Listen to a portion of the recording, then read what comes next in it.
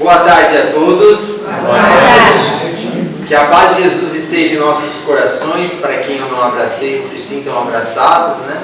Que Deus abençoe todos nós, para que hoje possamos aproveitar esta linda tarde em que aqui estamos, né? Um dia mais friozinho, né? Mas é gostoso porque hoje o salão fica quente. Ninguém pode reclamar que está quente demais, né? Fica gostosinho para a gente receber, né, a assistência da espiritualidade maior. Pedindo sempre licença, claro, ao mentor da casa, nosso amigo querido José de Mococa, que está sempre nos solicitando para o trabalho, sempre nos pedindo para que estejamos a vir à casa de caridade através dos nossos mentores, dos nossos anjos da guarda, como a gente fala, né, assim, para que estejamos aproveitando esses minutos, pois não podemos esperar que o tempo sobre para nós. Temos que fazer que o tempo favoreça a nós para que possamos aproveitar o lado espiritual. Porque nós nos alimentamos da comida, né, da matéria, que é importantíssimo para a sobrevivência, né? Sem excesso, apesar do excesso às vezes ser gostoso, não é assim, gente?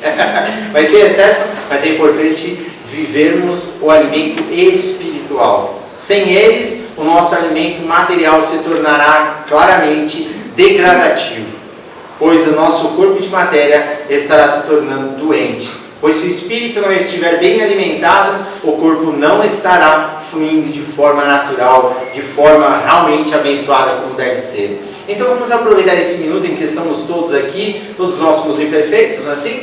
Somos todos a caminho da luz da evolução, temos espíritos amigos que aqui estão para nos trazer e ajudar-nos para alcançar a perfectibilidade um dia, então vamos lá. Vamos seguir em frente, receber estas orientações que estarão sendo dadas pela nossa irmã Alcione hoje, em uma linda palestra como ela sempre nos faz. Estava até falando para ela, né, que ela é uma frequentadora de uma outra casa espírita, SEB, né? Agradeci ela porque ela saiu de lá, né?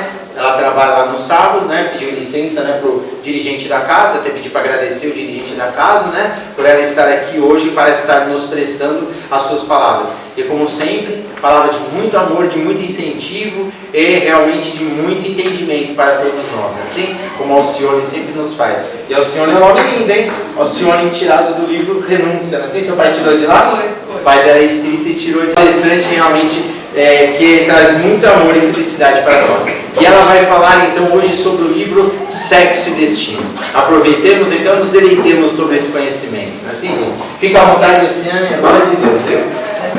Olá, boa tarde a todos.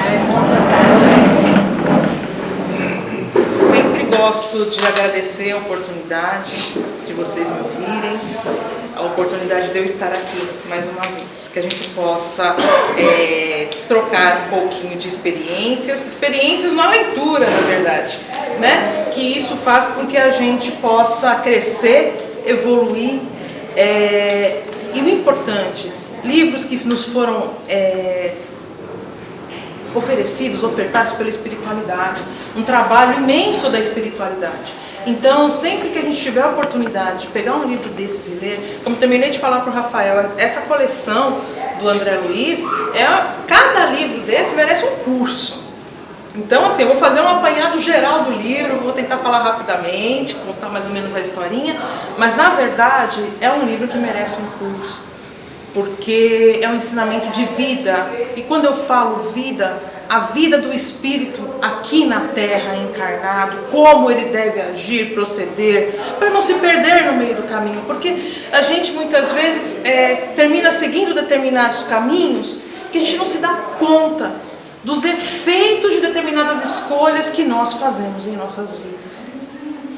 Que Deus sempre nos ilumine e que nós possamos sempre ser amparados pela espiritualidade, pelos nossos mentores, e que nós sejamos receptivos às influências positivas que nos são passadas. Porque se a gente não for receptivo, também de nada adianta.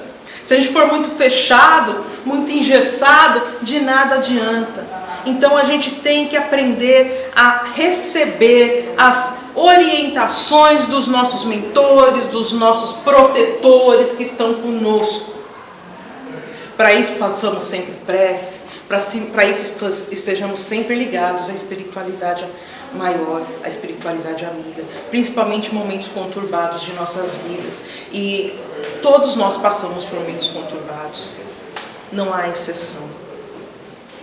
Que sempre tenhamos o esclarecimento necessário no momento adequado. E assim, eu vou começar falando do livro Sexo e Destino. André Luiz é muito curioso, né? Mas é uma curiosidade para o bem, é algo muito interessante, essa busca dele pelo conhecimento. E outra coisa, ele não guarda para si, ele transmite.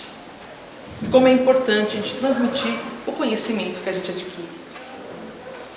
E ele, assim, ele estava com alguns dias de folga ali em nosso lar. E ele se encontra com um amigo, um companheiro também, que vive em nosso lar, o nome dele é Neves. E o Neves está meio... É uma pessoa muito boa, um excelente trabalhador, mas ali ele estava meio preocupado. O André Luiz para e fala: o que está acontecendo, meu amigo? Ele falou: minha filha está para voltar para a pátria espiritual. Ela está passando pelos seus derradeiros dias na Terra. E eu estou acompanhando esses momentos. Então eu estou um pouco muito preocupado com o que está se sucedendo ali. E aí André Luiz, ele se oferece para acompanhar esses momentos, né? Então, ou seja, os momentos de desencarne da sua filha Beatriz e como tudo vai se suceder. Ele se oferece, ele pede autorização para os superiores ali de nosso lar, foi autorizado. A gente sabe que também essa autorização ele também pediu para que ele possa, né, fazer o livro, que de repente que esse livro depois vem para nós, né, sendo transmitido por 2 médiuns. Olha que interessante, o livro foi escrito por 2 médiuns, Valdo Vieira e Chico Xavier. Bom, ele vem para a Terra, Rio de Janeiro, passar um tempo aqui. E vão direto para a residência dos Torres, que é onde a Dona Beatriz está passando seus últimos dias, está muito doente, está sendo assistida por amigos da espiritualidade, que estão acompanhando esse momento, né, que vai estar antecedendo o seu desencarne, mas está sendo assistida também pelo seu marido, o senhor Nemésio, pelo seu filho Gilberto, e pelos funcionários que assim ele contratou. É uma família rica. E ele chamou também uma moça, e essa moça que chama muito a atenção no livro, o nome dela é Marina. Ela é funcionária dele numa imobiliária que ele tem, e ela termina atuando ali como cuidadora de Dona Beatriz. E o seu Neves, o senhor Neves, o amigo de André Luiz, quando ele chega perto ali desses personagens, ele fica irritadíssimo, ele fica descontrolado. André Luiz até termina não reconhecendo o amigo, que é sempre tão equilibrado. E aí ele começa: o que está acontecendo? O que está acontecendo? Aí ele começa a ver o que está acontecendo. Na verdade, o Nemésio, ele tem, né, um carinho muito grande pela esposa, ele tem uma dedicação muito grande, mas ao mesmo tempo ele está envolvido com essa moça, a Marina. E ao mesmo tempo em que ele está tentando ver, passando assistência para ela, ele acaricia a Marina, né? Ele termina tendo uma relação dúbia, né? Dupla ali, embaixo do seu próprio teto. A Marina, por sua vez, jovem, né? Se relacionou com esse homem mais velho, casado, seu patrão, tudo mais.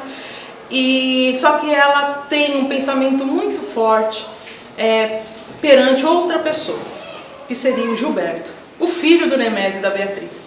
Ela é apaixonada por ele e ela se relaciona com ele também, evidentemente que os dois não sabem. Ela também está numa relação dupla. André Luiz fica perplexo, curioso, e ele fala assim: quero saber mais dessa moça. E ele vai até a residência dela, residência dos Nogueira, vamos dizer assim. É como um núcleo de novela, são 2 residências, a residência dos Torres, a residência dos Nogueira. Ela reside lá com seu pai, Cláudio, sua mãe, Márcia, e sua irmã, Marita. Marita é a irmã mais nova e ela foi adotada, tá? Desde bebê. A mãe de Marita desencarnou cometendo suicídio. Deixou uma carta, contou toda a história da vida dela para Dona Márcia, era empregada na casa e passou por... Era uma moça muito, eu ia dizer simpática, mas muito alegre, diríamos assim. Então saía, ia para as noitadas, tudo mais. Teve essa filha e teve uma desilusão amorosa e terminou cometendo suicídio. E desde então o casal começou adotou a menina como se fosse sua filha. Passado um tempo, essa menina ela começa a ser tratada de maneira diferente pela Dona Márcia. Dona Márcia revela que ela era adotiva e começa a manter um distanciamento dela.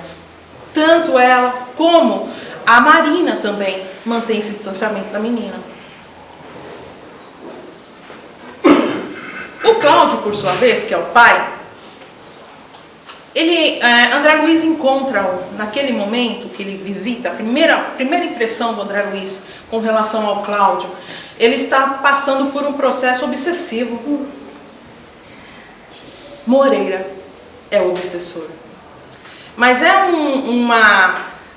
uma afinidade tão grande entre obsessor e obsediado, que o Moreira fala assim: Cláudio, vamos beber. O Cláudio estava lá lendo um livro, deu vontade nele de beber.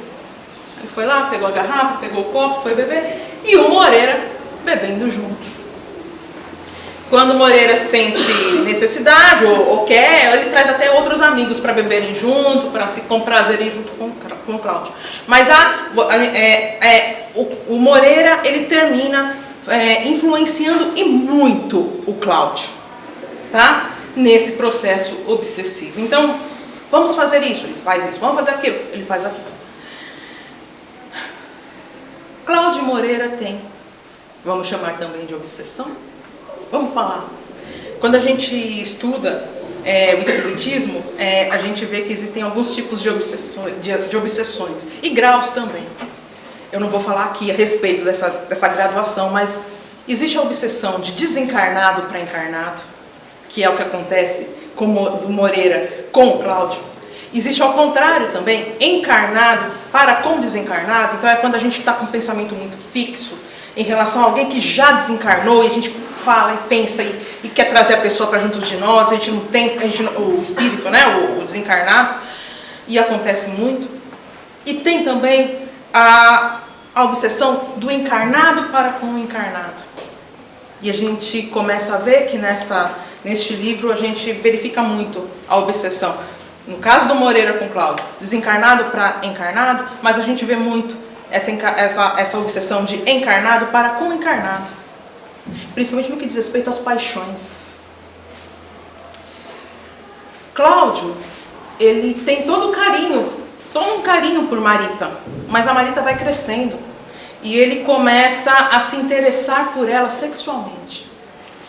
E ele, não só isso, ele começa a fazer planos, se apaixona na cabeça dele e quer o casamento dele com Márcia não é um casamento que o satisfaz, como marido e mulher, como companheiros, isso já desde sempre, desde muitos anos, e ele vê na Marita a possibilidade dele ter um casamento, um novo casamento, um casamento feliz. Ela tem por ele um amor de filha para pai, e ele começa a querer modificar esse sentimento dela. E naquele momento, ele vai se revelar para ela, para Marita. E o André Luiz perplexo, né? Bom, lógico, motivado sempre por Moreira, né? Tá, ele procura a Marita, ele começa a falar de seus sentimentos para Marita, ela fica inconformada. E nessa hora chega a Márcia, que tinha saído, ela tinha ido por um evento social e ao que parece não foi muito legal, e ela voltou antes do tempo. Ou seja, a providência divina tomando, né, suas providências e falou, volta logo para tua casa. Ela voltou, então, ou seja, interrompeu as revelações, né, ou os intentos de Cláudio, que está tentando até abraçar a menina, beijar e tudo mais, e a menina meio que resistente. Ele começou a fazer isso também por ciúme. Por quê? Porque a Marita, ela começou a se interessar por um rapaz. E não só isso, namorar com um rapaz, se apaixonar pelo rapaz. Uma paixão que, vamos dizer, a gente vê depois, durante o livro, que se torna até uma obsessão de encarnado para encarnado. A gente tem que tomar cuidado com as paixões, porque a gente pensa que não, mas a gente fica com o pensamento muito fixo na pessoa, a gente cria muita expectativa com relação à pessoa, a gente quer a pessoa, quer, e isso termina se tornando um processo obsessivo muitas vezes. Essa menina, ela criou planos, e o rapaz, né? Gilberto.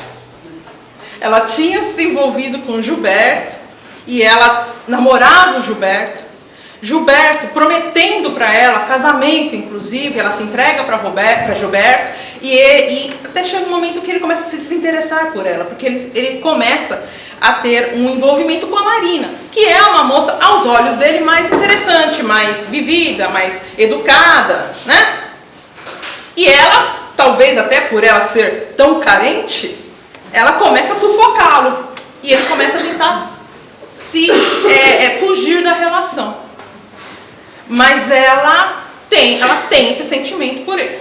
Então a gente começa a ver, né, que cada um tem um sentimento por outro ali. Dona Márcia, ela já é aquela mulher que ela prima pelas questões sociais. Muito materialista, uma mulher muito bonita, muito elegante, mas que ela vê a riqueza, ela vê a fortuna, ela vê os eventos sociais, as alegrias, e foi se tornando uma mulher assim, com o passar do tempo. Bom, vamos lá. Eu tenho que correr um pouquinho, senão não termino. Tá? Por isso que o interessante é a gente ler o livro, tá? Mas Marita, eu vou me ater a Marita. Ó, a Dona Beatriz está lá doente, tá? Lembrem-se disso. Mas Marita, ela começa a ver que o Gilberto está se distanciando. Então, ela tenta mandar um bilhete para ele, à época, né? Ela manda um bilhete e ela quer se encontrar com ele num lugar onde eles se encontravam anteriormente, é um local que a gente vê que é mais ou menos como se fosse a casa de Dona Crescina, que na verdade a gente vê que é uma mistura de boate com prostíbulo, com hotel, eu não sei como é que é, eu não entendi direito mas é um local de alegrias das pessoas na vida noturna, diríamos assim. Dona Crescina oferecia a casa dela para as pessoas se alegrarem, basicamente isso, tá? E então assim, ela reserva um quarto para a Dona Crescina, dá um bilhete para ela e fala assim: entrega para o Gilberto para mim, eu quero marcar um encontro com ele hoje às 8 da noite. A Dona Crescina, sabendo que ela era filha do Cláudio, porque o Cláudio também frequentava a casa dela. Ah, tá, e a Dona Márcia também frequentava, tá? Todo mundo frequentava a casa dessa mulher. Individualmente, tá? Não tô dizendo que todo mundo, a família feliz junta, não, tá? Bom, enfim. Ela entrega o bilhete para a Dona Crescina, e a Dona Crescina fala assim: mas essa menina é muito jovem, né? E como eu sou amiga do Cláudio, e eu tenho as relações sociais, eu vou mostrar para ele. Ela chama o Cláudio e fala: olha o que a sua filha falou para eu entregar para aquele rapaz. O Cláudio ali, enciumado, mas ao mesmo tempo vendo uma oportunidade, ele falou assim: entrega sim, mas você vai entregar só às 2 da tarde. Ela falou: tá bom. Ele chama o Gilberto para um almoço e começa a falar pro Gilberto: olha, eu sei que você estava envolvido com as minhas filhas, tudo mais. O rapaz fica meio sem jeito, né? Mas não, tudo bem, eu entendo, né, que ela tá pegando no seu pé e tudo mais, mas vamos fazer o seguinte, vamos tentar resolver a situação. Você vai receber um bilhete dela e você vai falar que vai, você vai confirmar o encontro, mas você não vai. Tá bom, combinado assim. Nisso, o Cláudio, sempre com o Moreira do lado, tá? E o Moreira sempre dando para ele as orientações também. O Cláudio, ele começou a ver tudo, como o rapaz se vestia, o perfume que ele usava, como era o penteado dele e tudo mais. O que o Cláudio faz? Compra o perfume, se veste daquela forma, usa uma peruca. Chama o porteiro, segurança da casa da Dona Crescina, e fala assim: olha, vamos fazer o seguinte, olha, às 8 horas da noite, você desliga a energia da casa, vai ficar minutos, depois você pode ligar. Rapaz, isso vai me complicar. Não, você faz isso, não vai te complicar nada, ninguém fica sabendo, te dá um dinheiro. Tá, combinado assim. Tá tudo combinado, o rapaz confirmou o encontro, a menina, a Marita, às 8 horas, naquele local. Ela está aguardando o Gilberto, desesperada de paixão. A gente sabe como a pessoa fica, né? Quando fica descontrolada, quando ela vê que ela está perdendo aquele que ela tem, né? Um carinho, um amor, um afeto. Ele entra, não é o Gilberto, é o Cláudio. Ele entra no quarto, no escuro, porque a luz acabou, e começa a acariciar a menina. E a menina, ela sente o perfume, ela mexe no cabelo e ela termina confundindo os dois. E os dois terminam tendo uma relação. No meio da relação, passa os 15 minutos, a luz volta. Que ela olha, ela vê que é o pai dela, ela fica desesperada. E ela tenta fugir e foge pela janela. Neste momento, é igual a novela mexicana, a dona Márcia tinha seguido o marido. E quando ela chega na casa da dona Crescina, a dona Crescina fala, não, é sua filha que está aqui.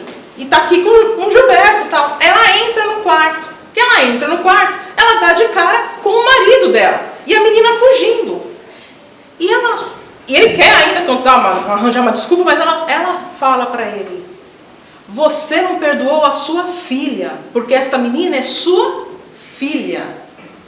Ele não sabia.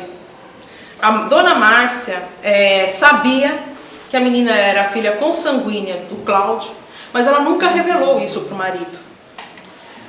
Quem tinha dito isso foi a Aracélia, que era a mãe biológica da menina, mas nunca... e a Aracélia, por conta disso, ela terminou cometendo suicídio. E a dona Márcia nunca revelou isso para ninguém, guardou o segredo, e são esses motivos pelos quais ela começou a manter distância da menina, mas criou como filha até certo ponto, né? Não dá pra gente julgar, e a gente também não entende o que se passa na cabeça de uma pessoa, né?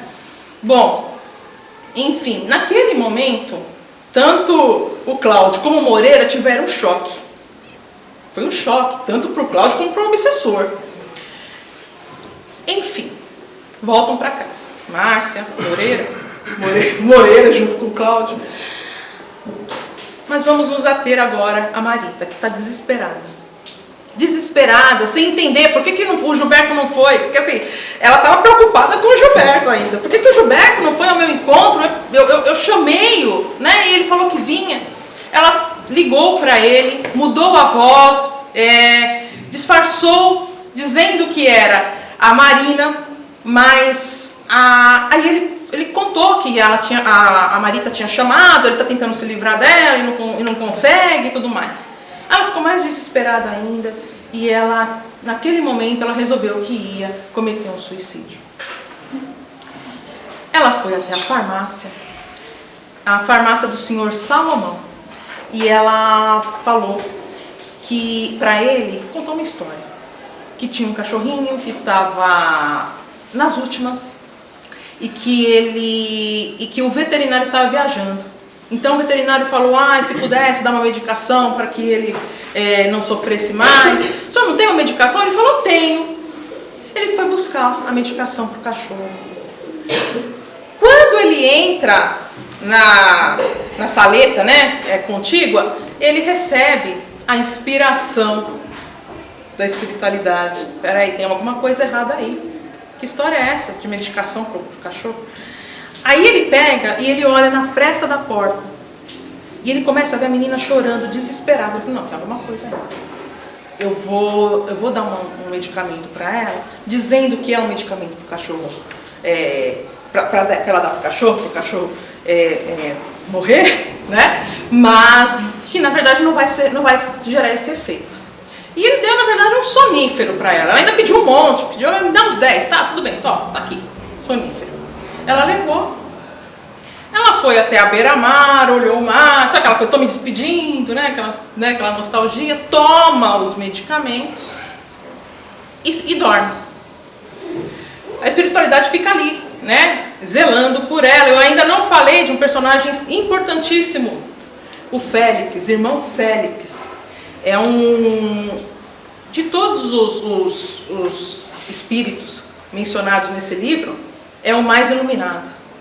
Ele é o dirigente de uma instituição ali em nosso lar, que cuida exatamente de um grupo muito grande de irmãos que passam por determinadas experiências aqui na Terra, e que, então, assim, ao mesmo tempo em que eles cuidam daqueles que estão lá, eles cuidam daqueles que estão aqui reencarnados. E eu vou falar experiências que eles muitas vezes em outras encarnações falharam exatamente nesse ponto da parte sexual, né? Mas, e assim, ou seja, eles cuidam da evolução desse grupo de espíritos. E esse irmão Félix cuida desse grupo, desse agrupamento, né? Mas é um grupo grande, tá? Mas eles fazem parte desse grupo. E ele está ali, vendo o perigo de todos e acompanhando. Ele esteve durante todo esse tempo, tá? Acompanhando durante todo esse tempo esses irmãos. E quando acontecem essas situações com a Marita, ele fica mais próximo a ela. Bom, estão lá velando por ela. Ela está dormindo, tranquila. Só que vem um rapaz também, né, um maldoso, querendo assaltá-la, fazer alguma coisa contra ela, começa a tentar acordá-la, grita com ela, xinga, e ela acorda meio que desequilibrada, né, com sono, tomou um sonífero. Quando ela acorda, ela vê que ele quer fazer alguma coisa contra ela, ela sai correndo, e ela vai em direção à avenida. Que ela tenta atravessar a avenida, ela é atropelada e sofre danos irremediáveis. Naquele momento, Félix vem, tenta verificar o que está acontecendo, e ele fala, vamos tentar mantê-la viva por um tempo, pelo menos, durante esse socorro, vamos ver o que vai acontecer. Mas vá avisar a família, André Luiz, tenta avisar de alguma forma.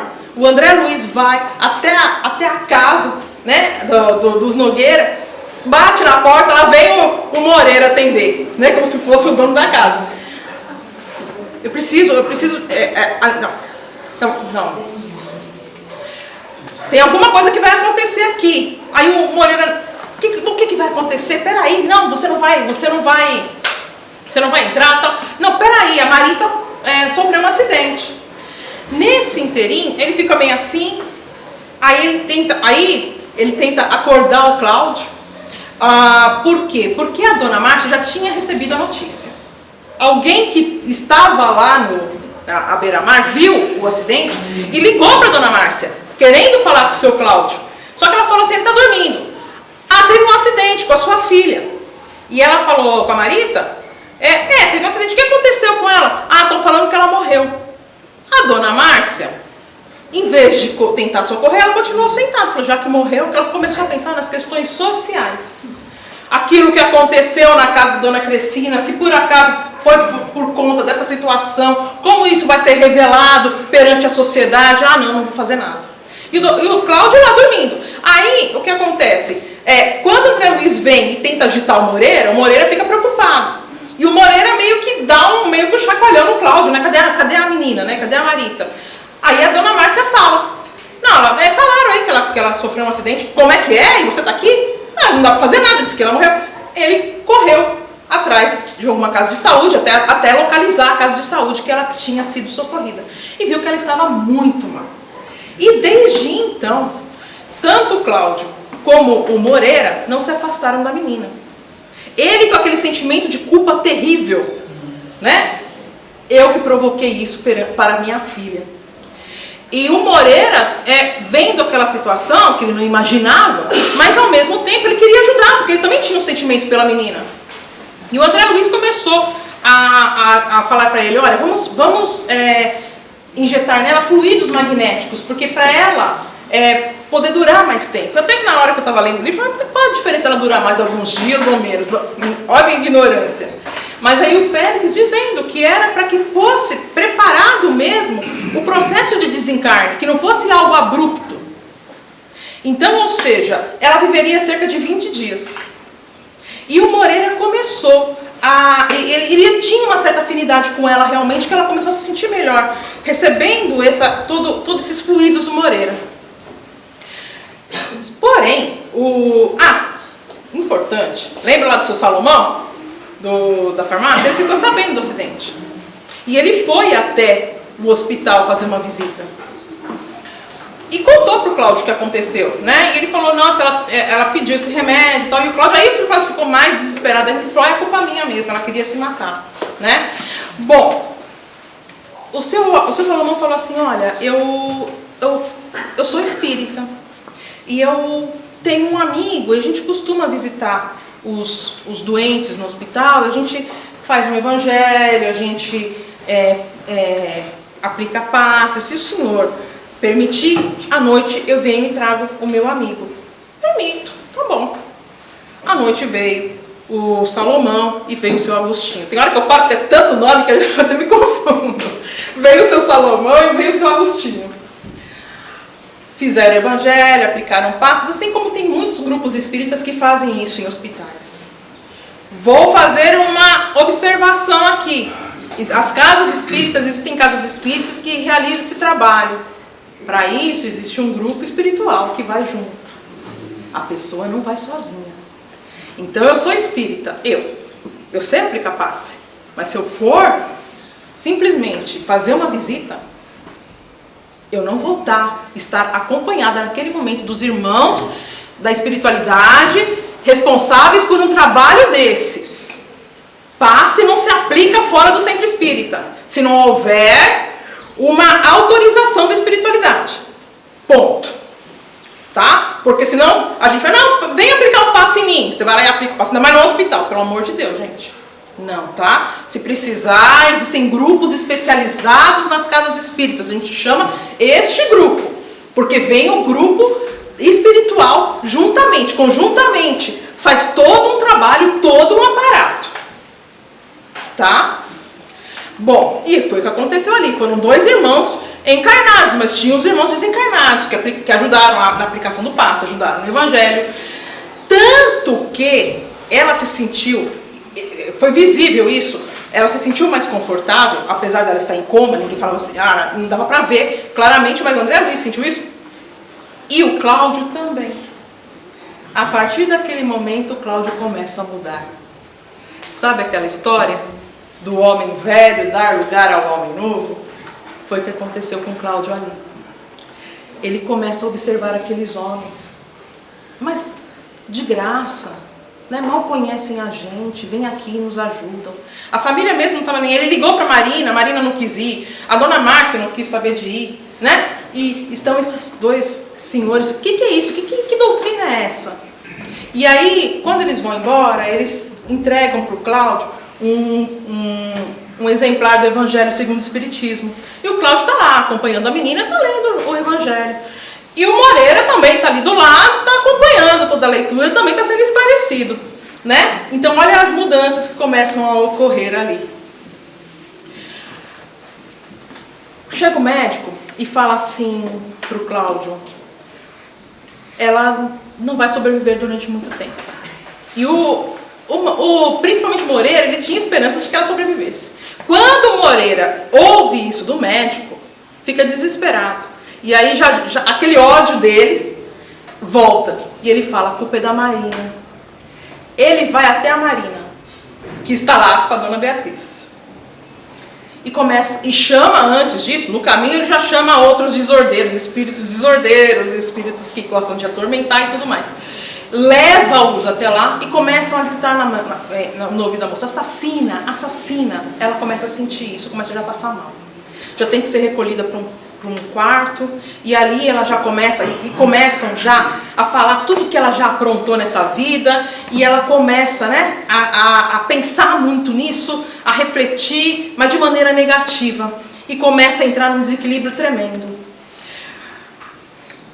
Dona Beatriz, ela desencarna. Tem toda uma equipe espiritual ali que estava com ela, ajudando nesse processo de desencarne. Essa equipe a acompanha. A casa fica à mercê dos desordeiros. O Félix chama o Moreira, porque a Marita não está bem, está precisando daqueles fluidos que ele estava depositando nela, junto a ela. E ele volta para Marita. Só que aqueles desordeiros continuam lá, atormentando a Marina. A Marina fica cada vez pior.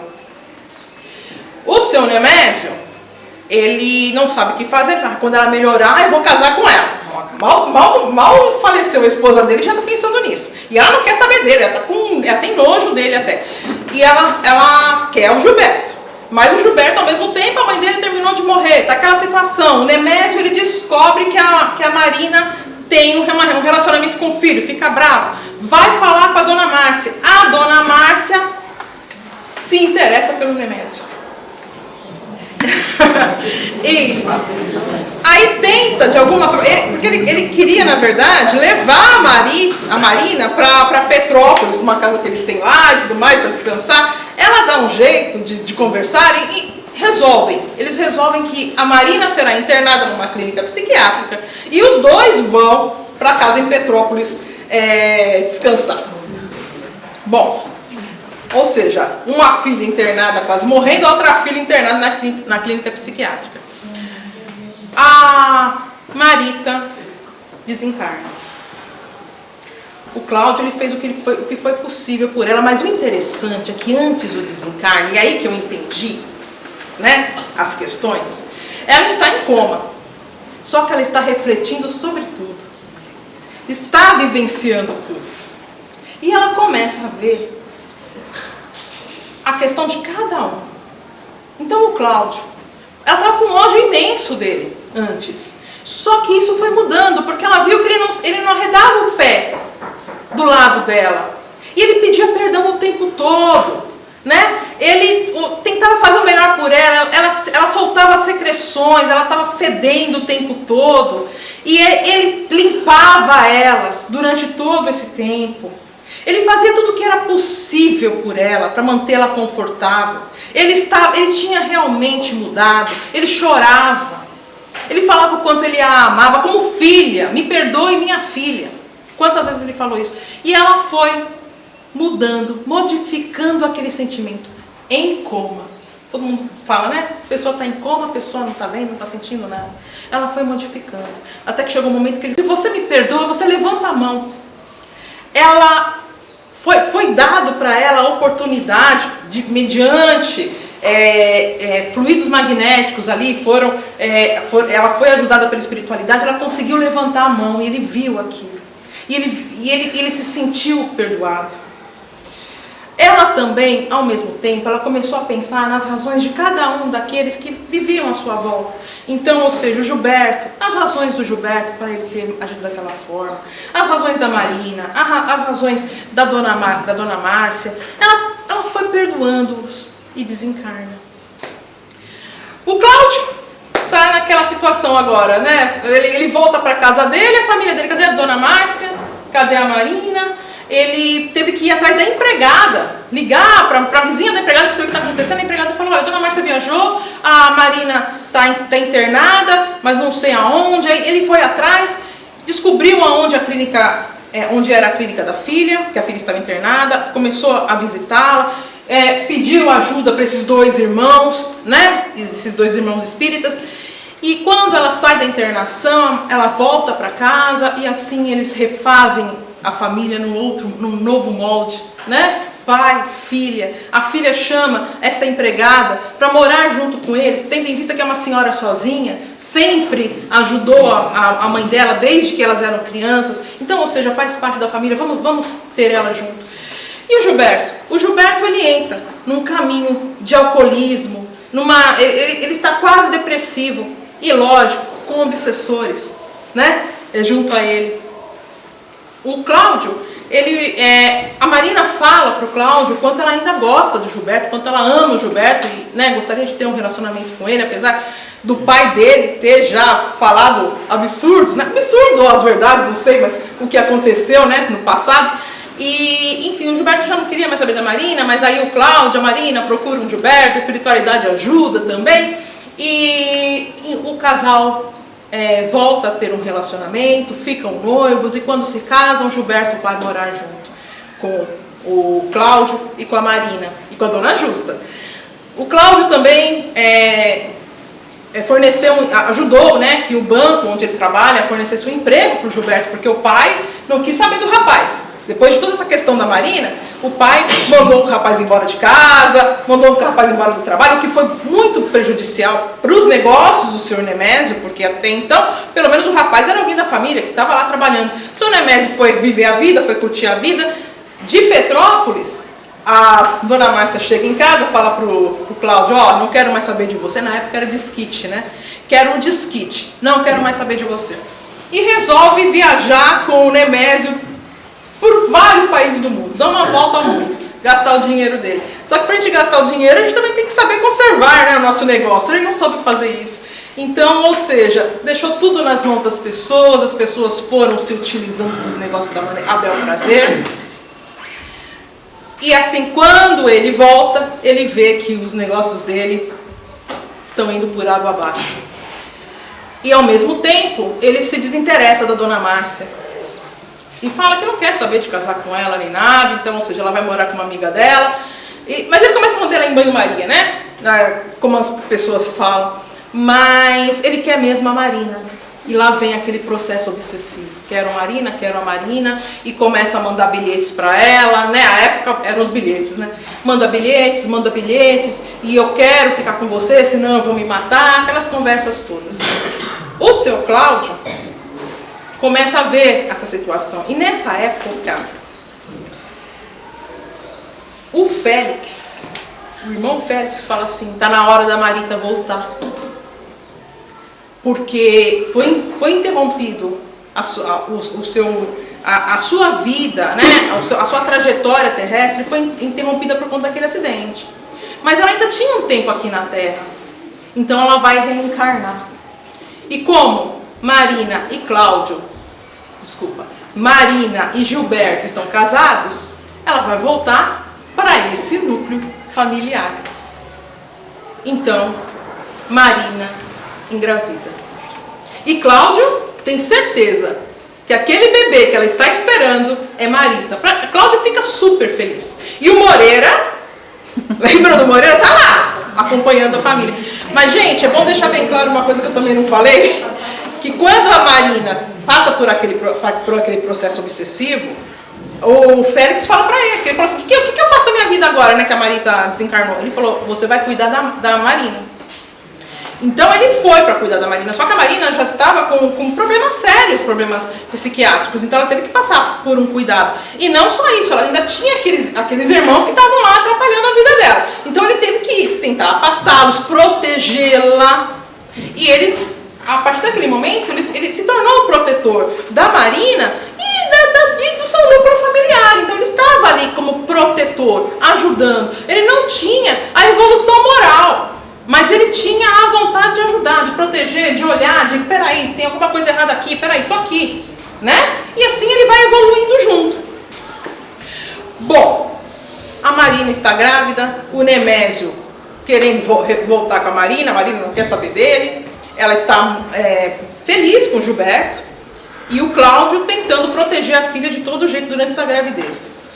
Certo dia, ela está fazendo uma caminhada à beira-mar, junto com o pai não arredava a pé, estava sempre junto com a filha, e o Nemésio vê a Marina grávida, fica irritadíssimo.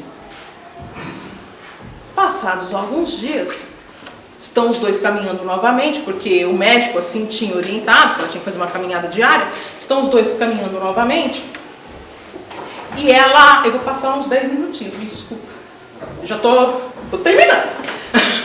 E ela, o Nemésio, quando vê que eles estão atravessando a avenida de novo, ele joga o carro em cima dela. Quando o pai, o Cláudio, vê que o carro está vindo em cima da moça grávida, ele afasta a moça e se coloca na frente. É ele que é atingido pelo carro. Não resiste aos ferimentos e desencarna. O Nemésio, em compensação, quando ele vê o que ele fez, que ele toma consciência do que ele fez, ele não aguenta também. O seu corpo físico não aguenta, ele tem um AVC. Ele não tem quem cuide dele. Ele se afastou do filho. Ele volta para casa, né? Alguém leva ele para casa, Tem empregados? Tem, mas os empregados já tomaram muitas das coisas deles, sabe? A casa foi saqueada. E alguns dos empregados, de vez em quando, vêm, cuidam dele um pouquinho, 2 vezes por dia, aquelas questões. Gilberto e Marina, desculpa. Gilberto e Marina são inspirados pela espiritualidade. Vão visitar seu pai, o pai de Gilberto. E aí dá vontade, eles vão lá. Quando eles veem o Nemésio naquela situação, eles falam, vamos levar ele para casa. Levam ele para casa e começam a cuidar dele. Ali, naquela situação, prostrado na cama, o que acontece? Tempo suficiente para pensar nas bobagens que ele fez durante a vida. Né? Falta... A dona Beatriz, chega um momento em que ela quer voltar para a crosta para ver o que está acontecendo. Nem sempre é adequado, não era o momento. Foi dito para ela, não é o momento de você ir visitar, mas eu quero. O Neves querendo que a filha ficasse um pouquinho mais contente. Não, eu tenho méritos, pelos meus méritos, vamos levar minha filha, tá? Que ela vê, que ela chega, que ela vê o Nemésio naquela situação, ela fica já desequilibrada. Aí eles vão na casa dela. A casa dela está saqueada, a casa dela está suja, está cheia de irmãos desordeiros na espiritualidade. Ali ela fica num estado lastimoso. Ali ela já entra num estado de demência. E eles falam, que eu não vou falar, tá? Mas é uma história muito interessante. Ali eles fazem uma regressão com ela, a espiritualidade. E ela começa a contar tudo o que aconteceu em outra oportunidade, numa outra fase, em outras vivências com todos esses irmãos.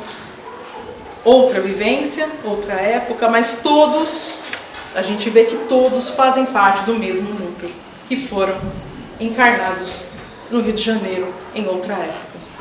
Inclusive o irmão Félix.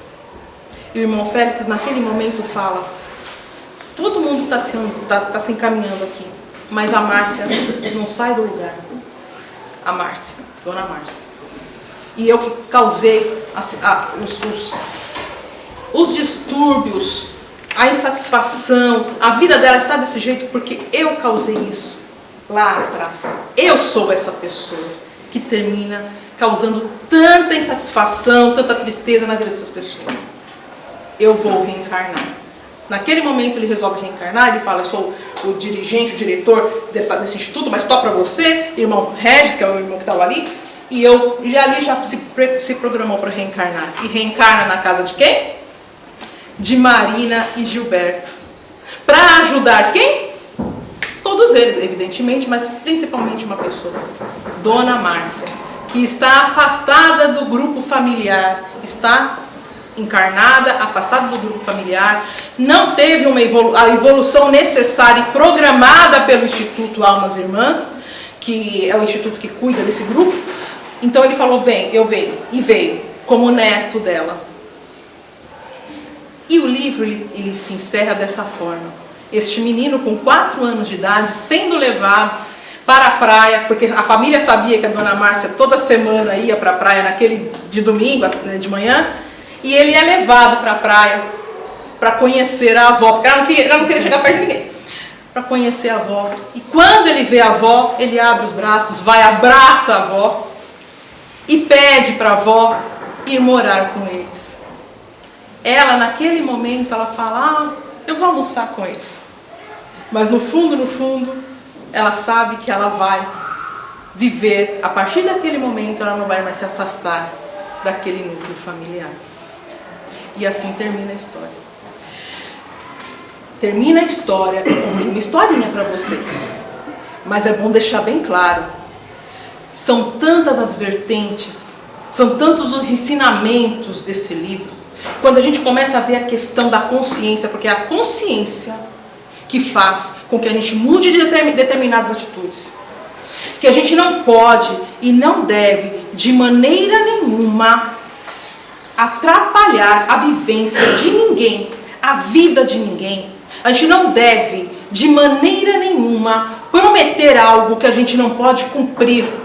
A gente não deve também, de maneira nenhuma, nos comprazermos com o sentimento alheio e depois deixar a pessoa de lado, deixar a pessoa de escanteio, como se fosse um saco de lixo. Não temos esse direito. Porque fazemos isso hoje, amanhã a gente vai responder. Para com nossa consciência, a nossa consciência que vai dizer, e a gente mesmo vai dizer, eu tenho que fazer alguma coisa para que esta pessoa consiga se reerguer daquele local que eu a coloquei. Como eu disse, é um curso. Se vocês tiverem oportunidade, peguem esse livro e estudem como se fosse um curso. Que Deus abençoe a todos. Muito obrigada, gente!